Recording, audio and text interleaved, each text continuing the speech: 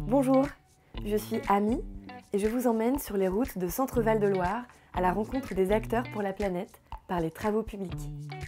Vous voulez en savoir plus? Alors suivez-moi. Aujourd'hui, nous nous rendons à la Loupe en Eure-et-Loire pour vous parler d'intermodalité. L'intermodalité permet à plusieurs modes de transport de se combiner grâce à une infrastructure facilitant le passage de l'un à l'autre au cours d'un même déplacement. Les infrastructures doivent être bien dimensionnées afin de faciliter les échanges. L'intermodalité et la mobilité partagée sont des leviers d'action des collectivités pour favoriser l'essor d'une mobilité plus durable. Cela ne concerne pas que les grandes villes.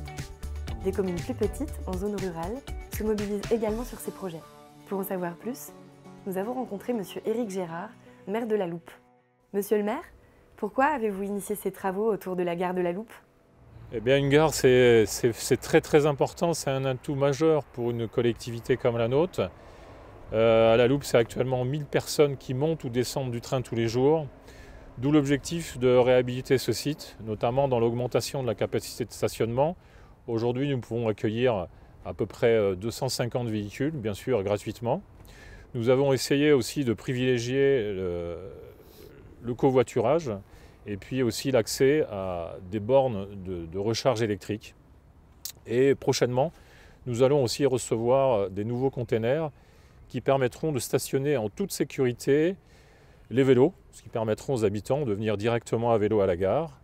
Et puis un dernier projet aussi, c'est un projet de transport à la demande que nous avons avec la communauté de communes. Le but étant d'amener un service aux habitants autour, dans un rayon de 7-8 km, qui leur permettra d'accéder au commerce, aux services et bien sûr à la gare, à un tarif, nous l'espérons, très bas, de l'ordre d'un ticket de métro parisien, c'est-à-dire 2 €.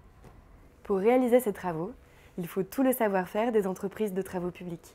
Monsieur Sébastien Proust, quelles sont les solutions à apporter pour les entreprises des travaux publics? Le groupe Pigeon est implanté sur la commune de la Loupe, avec un dépôt à proximité. Et on a mis en œuvre pour ce chantier des matériaux recyclés, afin de limiter l'impact écologique sur le transport et l'achat de matériaux naturels dans les carrières. Donc voilà la principale ressource écologique qu'on a pu utiliser sur ce projet. Et puis aussi en matière d'enrobé, où il y a une partie d'enrobé recyclé dans notre centrale qui est à la Ferté-Bernard. C'est incroyable tout ce que les travaux publics peuvent faire pour rendre la planète plus belle.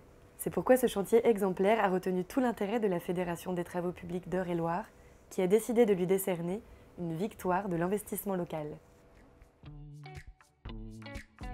Si vous voulez en savoir plus sur les solutions des travaux publics pour le climat, rendez-vous sur le site www.acteurpourlaplanète.fntp.fr. Vous pourrez aussi rencontrer près de chez vous les acteurs pour la planète en mars 2022 lors de Place des TP. En attendant, je vous dis à très bientôt pour un nouvel épisode d'À la rencontre des acteurs pour la planète.